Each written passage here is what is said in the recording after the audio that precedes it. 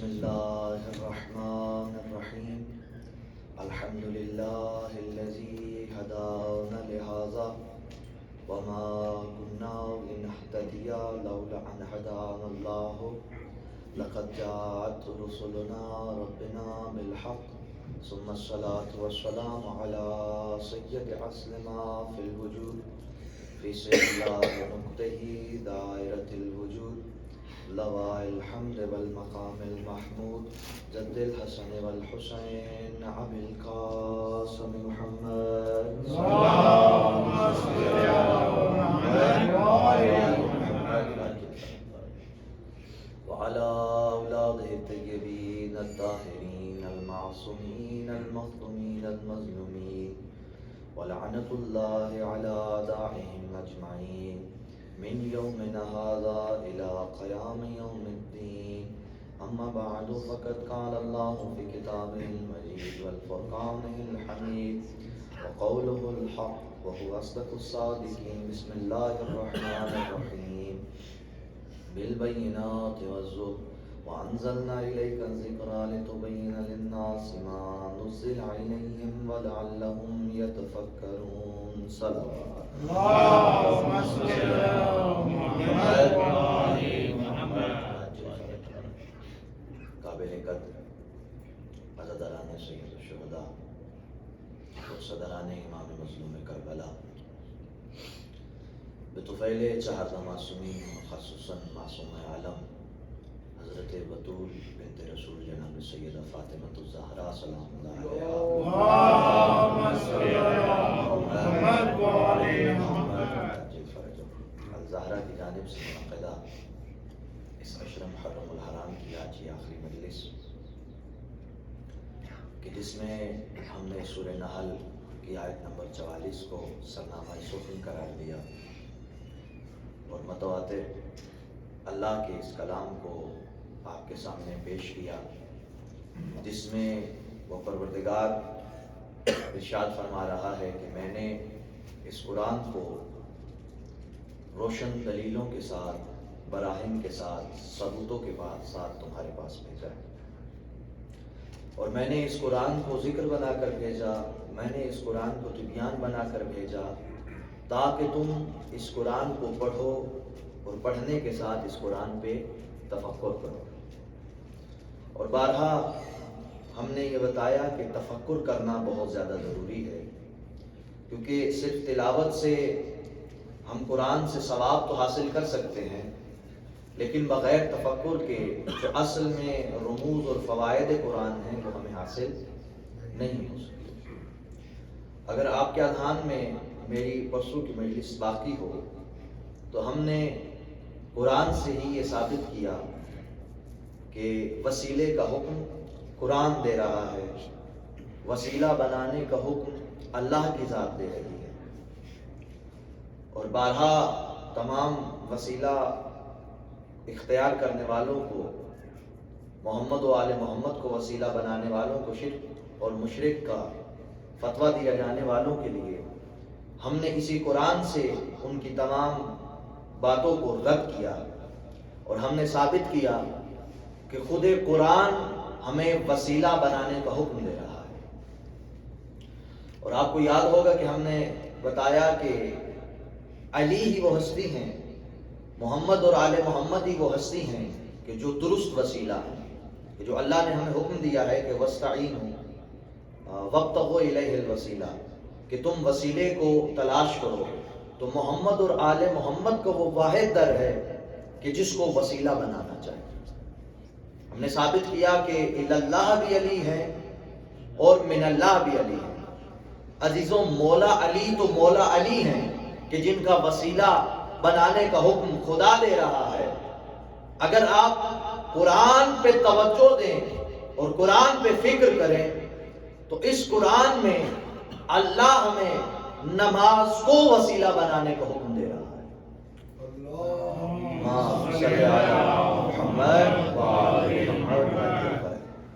نماز کو وسیلہ بنانے کا حکم دے رہا ہے. محمد اور آل محمد تو کجا جو ہم نماز پڑھتے ہیں اس نماز کے لیے اللہ کہہ رہا ہے کہ اس نماز کو تم وسیلہ بناؤ. حکم ہوا سورہ بقرہ میں پہلا پارہ ہے بسم اللہ الرحمن الرحیم وَاسْتَعِينُوا بِالصَّبْرِ وَالصَّلَاةِ إِنَّ اللَّهَ مَعَ الصَّابِرِينَ کہ تم استعانت حاصل کرو نماز سے اور صبر سے, اور جو اللہ تعالیٰ ہے وہ صبر والوں کے ساتھ ہے. کیا کرو تم مدد حاصل کرو نماز سے. اللہ کیا کہہ رہا ہے کہ تم وسیلہ بناؤ نماز کو, یعنی خود اللہ ہمیں وسیلے کی تنبیہ کر رہا ہے, خود اللہ ہمیں وسیلے کا دروازہ دکھا رہا ہے. کبھی محمد و آل محمد کے دروازے کے ذریعے, کبھی نماز کے ذریعے, کبھی صبر کے ذریعے. یعنی اللہ یہ چاہتا ہے کہ تمام اللہ کے ماننے والے وسیلے کے قائل بن جائیں.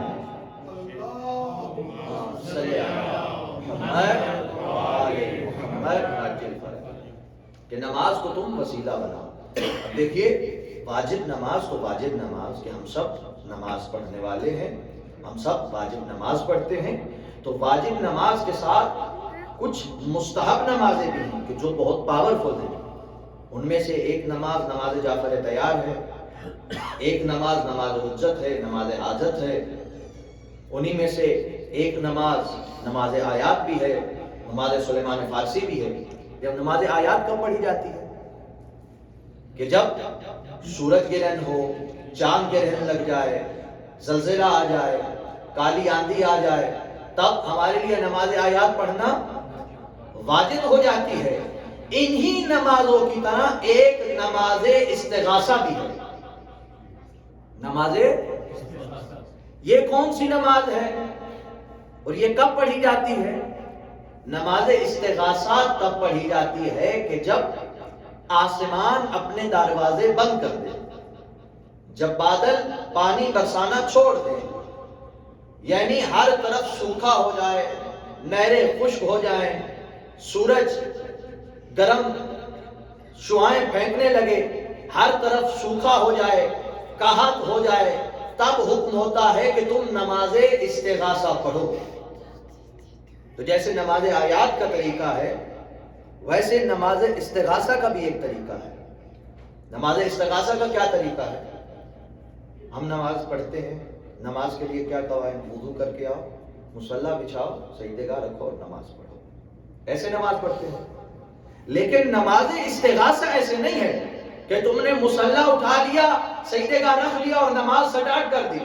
ایسے نہیں ہے, بلکہ نماز استغاثہ کے لیے اللہ نے کہا تمہیں یہاں سے اٹھ کے باہر صحرا میں آنا پڑے گا. نماز استغاثہ پڑھنے کے لیے اپنے شہر سے باہر نکل کر جانا پڑے گا, وہاں پہ تمہاری نماز ہوگی. اور پھر کیا کرنا ہے؟ کہا کہ اپنے ساتھ تم نے چھوٹے بچوں کو لینا ہے. کن کو؟ چھوٹے بچوں کو ساتھ لینا ہے, اور ساتھ میں سن رسیدہ کو لینا ہے, جو عمر میں بڑے ہیں, جو بزرگ ہیں. تو اللہ نے کیا کہا؟ نماز استغاثہ کے لیے دو لوگوں کو لینا ہے, ایک چھوٹے بچوں کو لینا ہے, ایک سن رسیدہ کو لینا ہے. آخر وجہ کیا ہے؟ ہم ہمارے الہ سے پوچھیں گے یا اللہ وجہ کیا ہے؟ نماز استغاثہ ہم بھی جا کے پڑھ سکتے ہیں, لیکن یہ شرط کیوں لگا رہے ہو کہ ساتھ میں چھوٹے بچوں کو بھی لے کے آؤ, ساتھ میں بڑوں کو بھی لے کے آؤ؟ آواز آئے گی چھوٹے بچوں کو اس وجہ سے لے کے آؤ کیونکہ چھوٹے بچے معصوم ہوتے ہیں. چھوٹے بچوں کو اس وجہ سے لے کے آؤ کیونکہ چھوٹے بچے معصوم ہوتے ہیں, ان کی معصومیت کی وجہ سے لے کے آؤ. سن رسیدہ کو اس وجہ سے لے کے آؤ کیونکہ وہ قابل رحم ہوتے ہیں, وہ بزرگ ہوتے ہیں. ہو سکتا ہے اللہ تمہارے گناہوں کی وجہ سے بارش نہ برسائے, لیکن جب اس کی نظر کرم معصوم بچوں پہ پڑے گی تو وہ اپنی نظر کرم کرے گا, وہ بارش برسا دے گا. جب اس کی نظر سن رسیدہ پر پڑے گی, قابل رحم پر پڑے گی, تو وہ بارش برسا دے گا. تو یہاں سے پتہ چلا کہ نماز, اللہ کہہ رہے ہیں نماز کو وسیلہ بناؤ, اور پھر وسیلے میں بچوں کو, معصوم کو وسیلہ بناؤ. نعرہ تکبیر, اللہ اکبر, نعرہ حیدری, یا علی. نماز میں بھی حکم ہو رہا ہے کہ تم وسیلے کو بناؤ.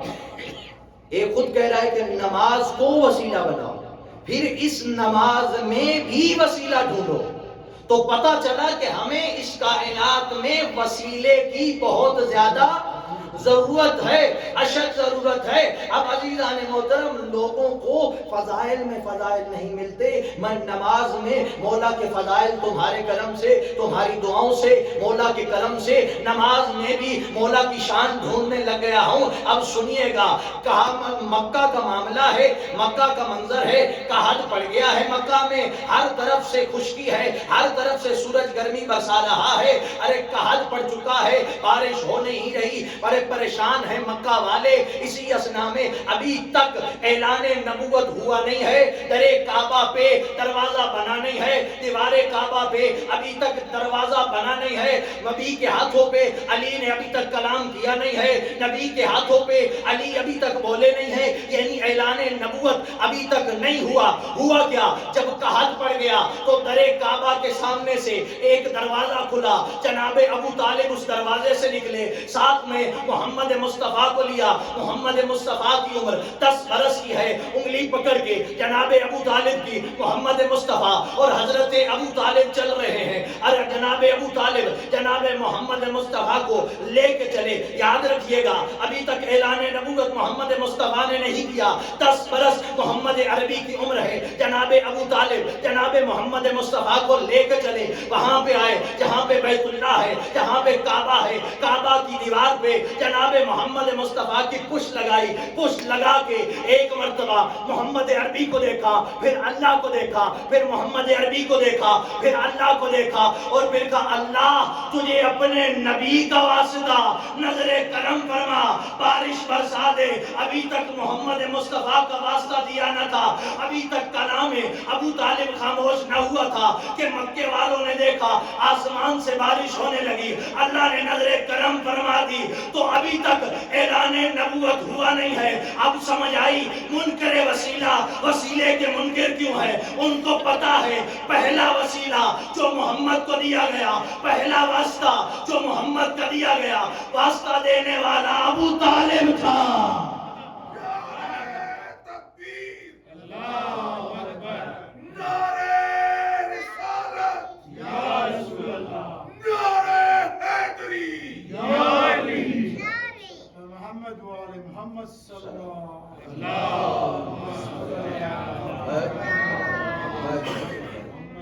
سمجھ آئی ہے کہ منکر وسیلہ منکر کیوں ہے؟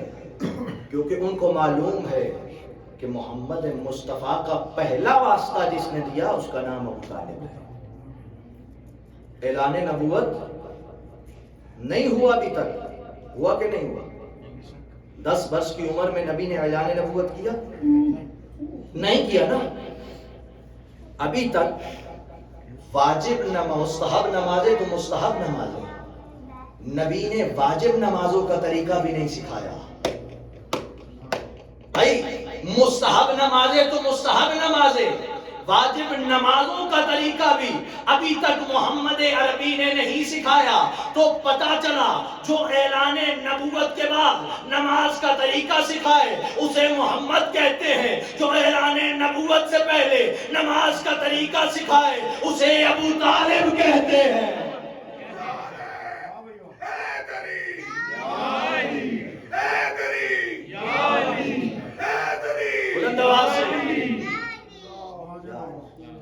ماشاءاللہ حسین کی آواز سب سے بلند ہے. ایک مرتبہ بلند آواز سے جنہوں نے اپنے ہاتھ نہیں کھولے سب ہاتھوں کو بلند کر کے نعرہ لگائیے.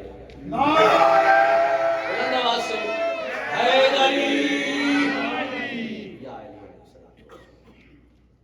سب سے پہلا واسطہ محمد عربی کا جناب ابو طالب نے دیا. اور اعلان نبوت سے پہلے جو ہمیں نماز استغاثہ کا طریقہ سکھا رہا ہے اس ہستی کا نام جناب ابو طالب ہے. تو عزیزوں، ایک وسیلہ خود ساختہ ہے، ایک وسیلہ خدا ساختہ ہے. خدا ہمیں کہہ رہا ہے جو خدا ساختہ ہے اس وسیلے کو تلاش کرو. مشرکوں کو مشرک اس وجہ سے کہا گیا کہ وہ اپنے پاس سے وسیلہ بناتے تھے.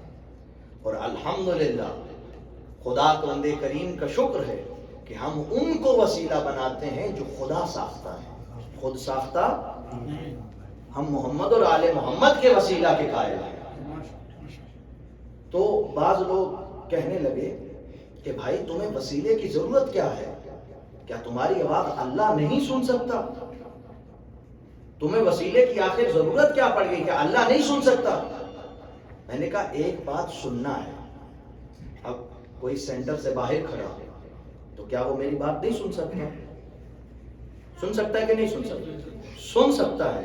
مسئلہ یہ ہے کہ میری آواز وہاں تک نہیں جا سکتی، میری آواز وہاں تک نہیں جا سکتی۔ اب یہ ہم نے مائک کیوں لگایا ہے کہ آپ تو شاید میں بغیر مائک کے پڑھوں گا تو آواز سن لیں گے، لیکن ہماری مائیں بہنیں اس وسیلے کے ذریعے ہماری آواز سن رہی ہیں، اس وسیلے کے ذریعے، اس مائک کے ذریعے ہماری آواز سن رہے ہیں۔ جب بندے کی آواز بندہ بغیر وسیلے کے نہیں سن سکتا تو ہماری دعائیں اللہ تک بغیر علی کے کیسے پہنچیں گی؟ نعرہ تکبیر، اللہ تو ہماری دعائیں بغیر علی کے وہاں تک کیسے پہنچیں گی؟ عزیزوں، مسئلہ یہ نہیں ہے کہ اللہ نہیں سن سکتا، اللہ سن سکتا ہے، لیکن پہلے ہماری آواز وہاں تک پہنچے بھی تو صحیح۔ دعائے کمیل کو پڑھیے، مولا امیر المومنین کیا فرما رہے ہیں ہم مومنوں کے لیے کہ بعض انسان کے گناہ ایسے ہیں کہ جن کی وجہ سے ہماری آوازیں، ہماری دعائیں آسمان تک نہیں پہنچتی۔ اللہم اغفر لی الذنوب التي تحبس الدعاء، اللہم اغفر لی الذنوب التي تنزل البلاء، یہ ساری جو وہاں پہ پڑھیں تو کیا ہے کہ اللہ ہماری آواز سن سکتا ہے، لیکن بعض انسان کے گناہ ایسے ہیں، بعض وجوہات اور علتیں ایسی ہیں کہ ہماری آواز وہاں تک نہیں پہنچتی۔ اس وجہ سے ہم اس وسیلے کا واسطہ دیتے ہیں کہ جو اللہ کے بہت قریب ہیں۔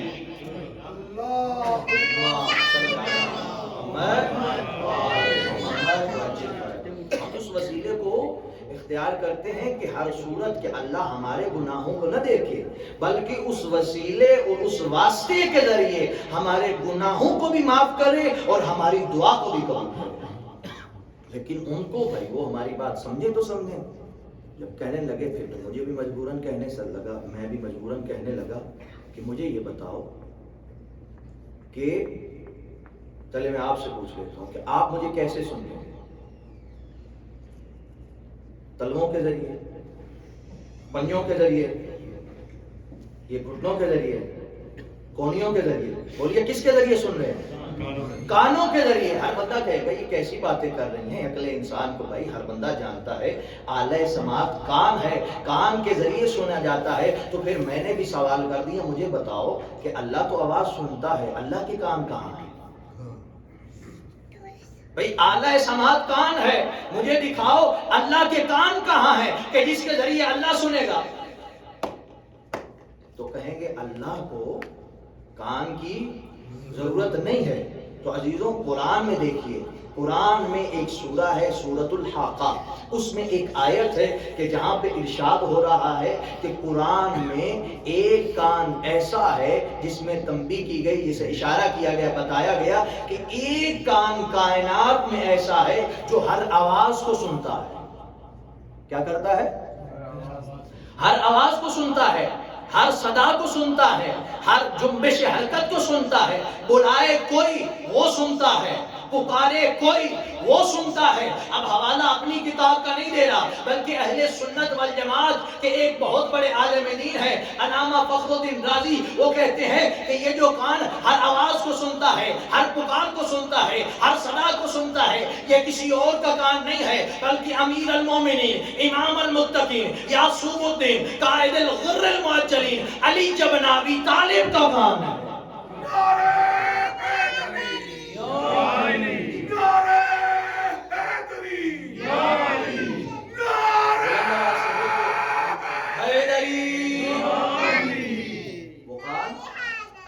ابی طالب کا کام ہے جو ہر آواز کو سنتا ہے، ہر صدا کو سنتا ہے، ہر پکار کو سنتا ہے، بلائے کوئی آتے وہ ہیں، پکارے کوئی آتے وہ ہیں۔ وہ کان مولا امیر المومنین کا ہے۔ تو عزیزوں ایک ہے سننا، ایک ہے سمجھنا۔ میں اکیلا بول رہا ہوں، آپ سب مجھے سن بھی رہے ہیں، ساتھ سمجھ بھی رہے ہیں۔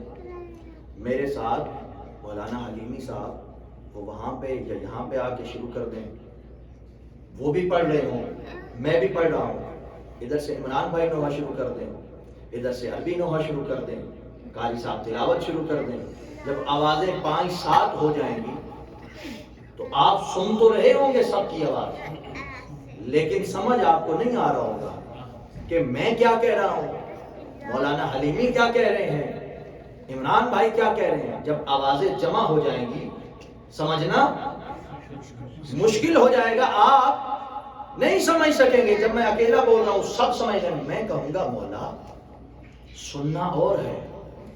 قرآن میں اللہ کہہ رہا ہے کہ ایک کان ہر صدا کو سنتا ہے، مولا سننا اور ہے، سمجھنا اور ہے۔ کوئی آپ کو کاظمین سے پکار رہا ہے، کوئی آپ کو نجف سے پکار رہا ہے، کوئی کربلا سے پکار رہا ہے، یہاں پہ مومن بیٹھے ہیں، کوئی امریکہ سے پکار رہا ہے، کوئی پاکستان سے پکار رہا ہے، کوئی انڈیا سے پکار رہا ہے، کوئی سرگودا سے پکار رہا ہے، کوئی کراچی سے پکار رہا ہے، کوئی پشاور سے پکار رہا ہے۔ مولا سننا اور ہے، سمجھنا اور ہے۔ مولا کوئی آپ سے اولاد مانگ رہا ہے، کوئی آپ سے پیسہ مانگ رہا ہے، کوئی آپ سے عزت مانگ رہا ہے، کوئی آپ سے شرف مانگ رہا ہے، کوئی بینک بیلنس مانگ رہا ہے، کوئی گاڑی مانگ رہا ہے، کوئی عزت مانگ رہا ہے، کوئی ایمان کی دولت مانگ رہا ہے۔ مولا سننا اور ہے۔ مولا آپ جب اتنی آوازیں ہیں کہ سارے پکارنے والے ہیں، لاکھوں مانگنے والے ہیں، کروڑوں مانگنے والے ہیں، کروڑوں پکارنے والے ہیں، مولا آپ ان کی آواز کو سمجھتے کیسے ہیں؟ عجب نہیں، آواز امیر المومنین آئے ابو ذر شیرازی،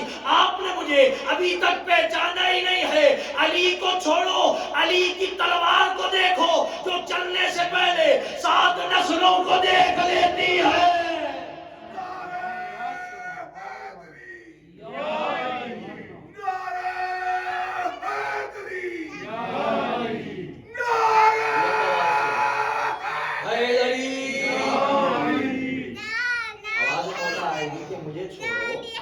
میری تلوار کو دیکھو کہ جو چلنے سے پہلے 7 نسلوں کو دیکھ لیتی ہے۔ عزیزان محترم، کائنات میں فقط محمد اور آل محمد ہی وہ ہستیاں ہیں کہ جن کو وسیلہ بنایا جا سکتا ہے، جو ہماری دعائیں وہاں تک پہنچاتے ہیں اور ان کے صدقے ہماری دعائیں قبول ہو کے آتی ہیں۔ کائنات میں 2 ہستیاں ایسی ہیں کہ جن کو اللہ نے شخص نہیں شخصیت بنا کر بھیجا، شخص نہیں شخصیت بنا کر بھیجا۔ ایک ہستی کا نام ہے والد اور دوسری ہستی کا نام ہے والدہ۔ یعنی والدین کا یہ مرتبہ ہے کہ اللہ نے انہیں شخص نہیں شخصیت بنایا اور کہا کہ تمہارے والدین اتنے امپورٹنٹ ہیں تمہاری زندگی میں کہ تم چاہتے ہو کہ اللہ کو راضی کرو، تو میری رضا کے لیے شرط ہے پہلے والدین کو راضی کرو۔ اگر تمہارے والدین ناراض ہیں تو اللہ راضی نہیں ہو سکتا۔ اگر تمہارے والدین ناراض ہیں تو میں راضی، میری ناراضگی تمہارے والدین کی ناراضگی کے ساتھ، میری رضائیت تمہارے والدین کی رضائیت کے ساتھ۔ اتنا مقام اللہ نے والدین کو دیا کہ اللہ نے اطاعت والدین کو اوپر رکھا اور مستحب کو نیچے رکھا۔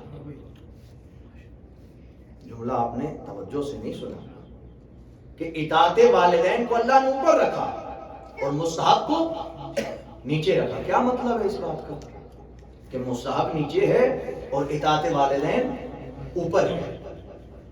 عمرہ کیا ہے؟ عمرہ ایک مستحب عمل ہے۔ عمرے پہ جانا کتنا ثواب ہے؟ بے بہا ثواب ہے۔ بیت اللہ کی زیارت کرنے کا گناہ معاف ہو جاتے ہیں، اللہ کی ذات راضی ہوتی ہے۔ اس سے بڑا کیا ثواب ہوگا؟ بیت اللہ کی زیارت ہے، کعبہ کی زیارت ہے، بہت بڑا ثواب ہے۔ لیکن اگر والدین منع کر دیں تو اب جانا ثواب نہیں، نہ جانا ثواب ہے۔ اللہم صلی علی بڑے آرام سے آپ کو جملہ یہ دینا چاہوں گا، لیکن توجہ طلب ہے یہ جملہ۔ اللہ نے کہا کہ میں نے مستحب کو نیچے رکھا ہے، اطاعت والدین کو اوپر رکھا ہے۔ کیا کہا؟ عمرے پہ جانا ثواب ہے، لیکن اگر والدین منع کر دیں تو اب جانا ثواب نہیں، نہ جانا ثواب ہے۔ نماز شب پڑھنا ثواب ہے، اتنی امپورٹنٹ یہ ہے نماز شب کہ مولا حسین نے وقت آخر بی بی زینب کو کہا کہ بی بی میری بہن زینب مجھے نماز شب کی دعا میں یاد رکھنا۔ تو کتنی یہ بڑی نماز ہے، اتنی اہمیت والی نماز کہ مولا آخر میں کہہ رہے ہیں کہ میرے لیے مجھے نماز شب کی دعاؤں میں یاد رکھنا۔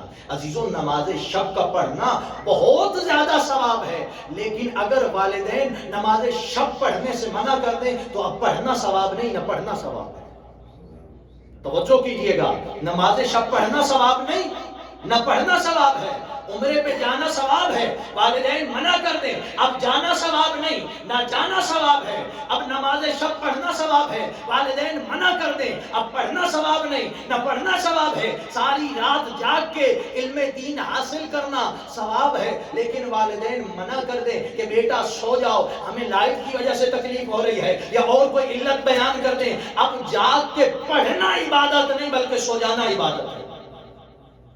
کیا مطلب ہے کہ اللہ نے اتنا مقام دیا والدین کو کہ جس شے سے والدین منع کر دے اس کو کرنا ثواب نہیں ہے، نہ کرنا ثواب ہے۔ عمرے پہ جانا ثواب ہے، والدین منع کر دیں تو اب جانا نہیں، نہ جانا ثواب ہے۔ اس کا مطلب ہے اللہ نے مستحب کو نیچے رکھا، عظمت والدین کو اوپر رکھا۔ عزیزوں، یہ ہے مستحب نماز، نماز شب ہے مستحب نماز۔ تو ذیشان صاحب آئیے ایک مستحب نماز سے میں واجب نماز کی طرف لے چلتا ہوں، اس مسجد الزہرا سے مسجد نبوی کی طرف لے چلتا ہوں، عام فرادہ نماز سے باجماعت نماز کی طرف لے چلتا ہوں، عام مجمع سے صحابہ کرام کے مجمع کی طرف لے چلتا ہوں۔ نبیوں کا سلطان نماز پڑھا رہا ہے، صحابہ کرام نماز پڑھنے والے ہیں، نبیوں کا سلطان نماز پڑھا رہا ہے، صحابہ کرام نماز پڑھنے والے ہیں۔ اسی اسنا میں ایک شہزادہ وارد مسجد ہوتا ہے۔ کون ہے یہ شہزادہ؟ زہرا کا نور نظر ہے، علی کا لخت جگر ہے، حسین منی وانا من الحسین ہے۔ حسین وارد مسجد ہوتے ہیں، نبیوں کو سلطان نماز پڑھا رہا ہے، نبی سجدے میں ہیں۔ حسین عبور کرتے ہوئے مجمع کو، صحابہ کو کراس کرتے ہوئے وہاں پہ آئے جہاں پہ نبیوں کا سلطان سجدے میں تھا۔ حسین نبی کی پشت پہ بیٹھ گئے، جبرائیل کو عرش چھوڑنا پڑا۔ جبرائیل آئے محمد مصطفیٰ کے پاس، کانوں میں آ کے کہا اے محمد مصطفیٰ یا رسول اللہ، آپ کا اللہ کہہ رہا ہے، آپ کا پروردگار کہہ رہا ہے، جب تک میرا حسین، توجہ، جب تک میرا حسین اپنی مرضی سے نہ اٹھے سر کو نہ اٹھائیے گا، جب تک میرا حسین اپنی مرضی سے نہ اٹھے سر کو نہ اٹھائیے گا، جب تک میرا حسین، جب تک نہیں بولو گے آگے نہیں بڑھنے والا، جب تک میرا حسین اپنی مرضی سے نہ اٹھے سر کو نہ اٹھائیے گا۔ لیجئے، اللہ نے قانون بنا دیا، جو مستحب سے اوپر ہو اسے والدین کہتے ہیں، جو واجب سے اوپر ہو اسے حسین کہتے ہیں۔ جو ہاتھ رہ گیا علی کا نہ ہوا، نعرہ حیدری،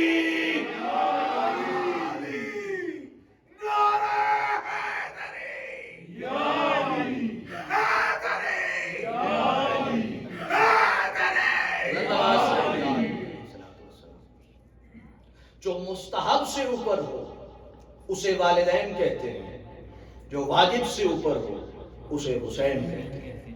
نبی کو بڑی محبت تھی مولا حسین سے، مولا حسین سے بہت زیادہ نبی محبت کرتے تھے۔ ایک مرتبہ حسنین کریمین کو اپنے کندھوں پہ نبی نے بٹھایا اور مدینہ کی سیر کروانے لگے۔ ایک صحابی جو بڑا معروف صحابی ہے، ہر جگہ آ جاتا ہے، اس نے آ کے رسول خدا سے کہا یا رسول اللہ کتنی خوبصورت سواری ہے۔ نبی نے اس کو واپس بلایا اور کہا تجھے سواری نظر آتی ہے، سوار نظر نہیں آتے؟ کہو کہ کتنے خوبصورت سوار ہیں۔ تو جو بڑی محبت تھی رسول خدا کو مولا حسین سے، اور کہا کہ اگر تمہیں کسی چیز کی ضرورت ہو، تمہیں کوئی مشکل ہو، تو نبی خاتم کو ان کے شہزادوں کا حسن و حسین کا واسطہ دے کے دیکھو، ہو ہی نہیں سکتا وہ تمہاری دعا پورا کرے۔ اور بعض وسیلے بتائے گئے ہیں، مورخین نے کتابوں میں ہمیں ملا ہے کہ اگر ان ہستیوں کے پاس ان ہستیوں کے واسطے دیں تو ہو ہی نہیں سکتا تمہاری مشکل برطرف نہ ہو، تمہاری دعا قبول نہ ہو۔ اگر کہ بی بی زہرا کو اگر حسن و حسین کا واسطہ دیا جائے، اگر واسطہ دیا جائے بی بی زہرا کو مولا حسین کا، تو مولا حسین کا واسطہ بی بی رد نہیں کرتی۔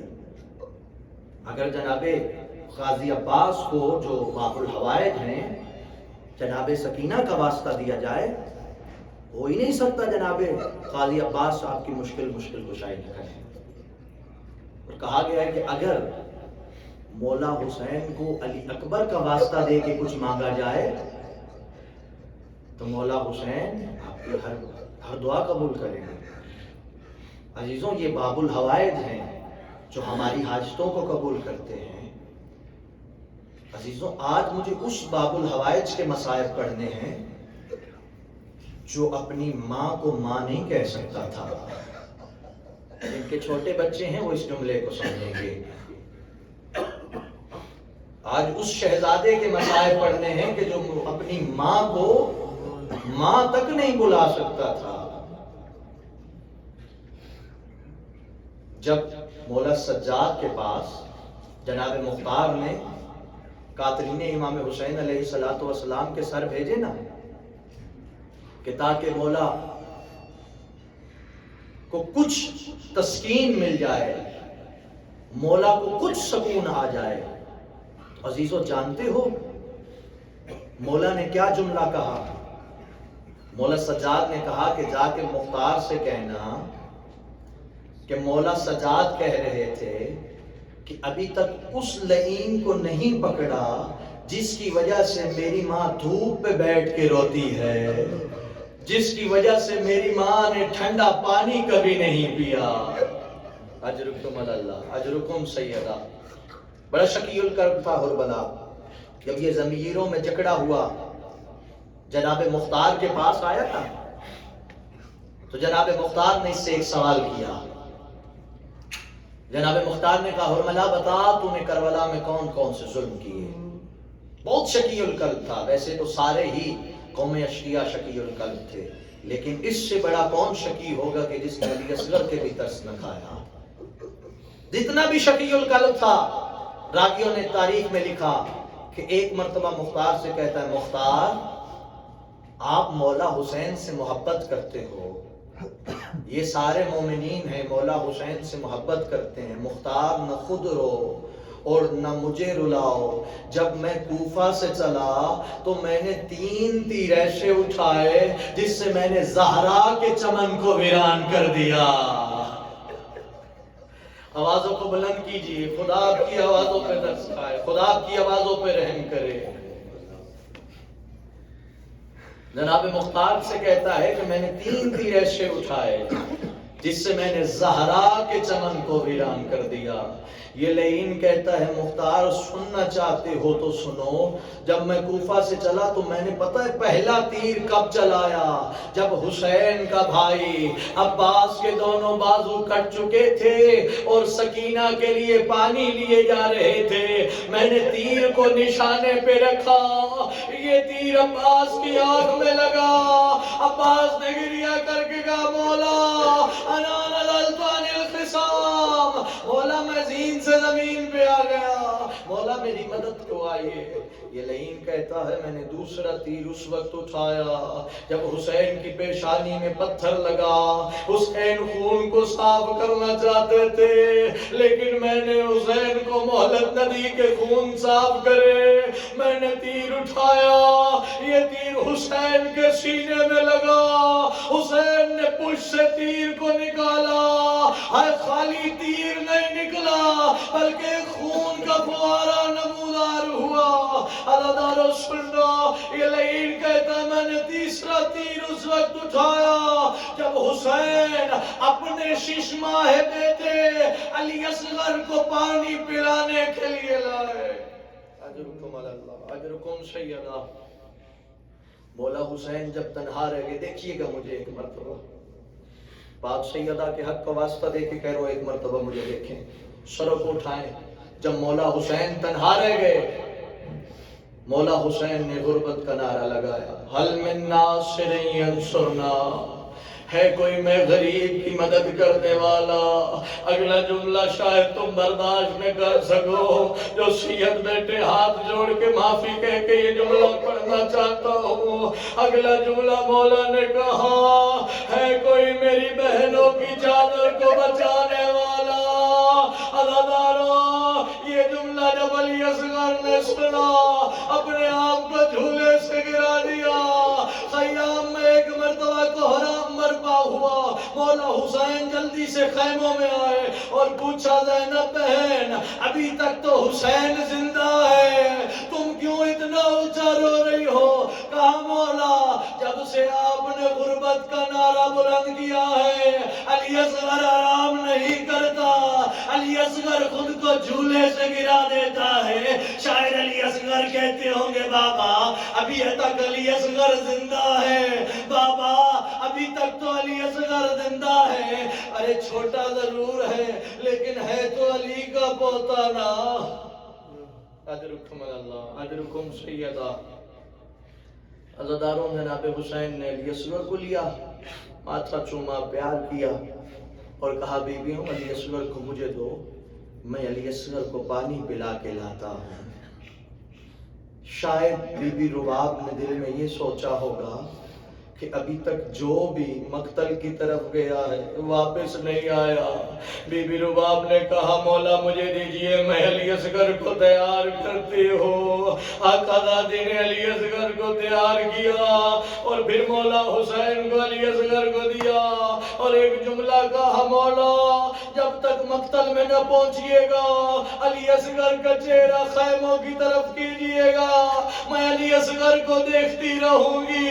بی بی رباب درے خیمے پہ آ گئی، مولا حسین نے علی اصغر کو اٹھایا، قوم اشقیاء کی طرف لے کے آئے۔ ہائے کمینے ہنس ہنس کے کہہ رہے تھے، حسین قرآن میلہ لا رہا ہے، حسین قرآن اٹھا کے لا رہا ہے، ہم نے حسین کی کوئی بات نہیں ماننی، حسین کی کوئی بات نہیں ماننی۔ حسین قرآن تو لا رہے تھے لیکن یہ قرآن 6 مہینے کا تھا۔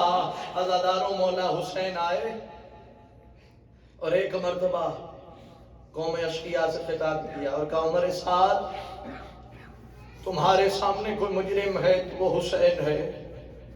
قوم اشقیاء، عمر سعد میرے بیٹے کا کیا قصور ہے؟ علی اصغر کو پانی پلا دو، علی اصغر کی پیاس کی۔ جتنے چھوٹے بچوں والے باپ ہیں، یہ جملہ میں اپنی ماؤں بہنوں کے لیے کہنا چاہتا ہوں، انصاف سے بتائیے ایک چھوٹے بچے کی پیاس کتنی ہوتی ہے؟ اگر پانی میں انگلی ملائی جائے، اس کے لبوں پہ لگا دیا جائے، اس کی پیاس بجھ جاتی ہے۔ اے مولا نے کہا، علی اصغر کو پانی پلا دو۔ عمر سعد وہ دیکھو نا، تمہارے جانور پانی پی رہے ہیں، علی اصغر کو کتنے پانی کی ضرورت ہے؟ بس 2 بوند علی اصغر کو پلا دو۔ ایک کمینہ بڑھ کے کہتا ہے، حسین پانی خود پینا ہے، نام بچے کا کرتے ہو، علی اصغر ہم سے پانی مانگے ہم پانی دیں گے۔ ایک مرتبہ حسین نے علی اصغر کو دیکھا، حسین علی اصغر کو دیکھتے ہیں اور کہتے ہیں، علی اصغر مجھے پتا ہے انہوں نے گواہ میری ماں سے بھی مانگے تھے، حق میری ماں کو بھی نہیں ملا۔ ماتم کر کے جملہ سننا، حق میری ماں کو بھی نہیں ملا، علی اصغر پانی تجھے بھی نہیں ملنا، لیکن علی اصغر اپنے بابا کی پاک دامنی ثابت کر۔ علی اصغر نے خشک زبان کو ہونٹوں پہ پھیرا، ایک مرتبہ آواز بلند کی، العطاش العطاش۔ قوم اشقیاء نے منہ موڑا، اے قوم اشقیاء نے رونا شروع کیا۔ جب یہ منظر عمر سعد نے دیکھا، کہا، یا حرملا اقطع کلام الحسین، حرملا حسین کے کلام کو ختم کر، نہیں تو میں جیتی ہوئی جنگ ہار جاؤں گا۔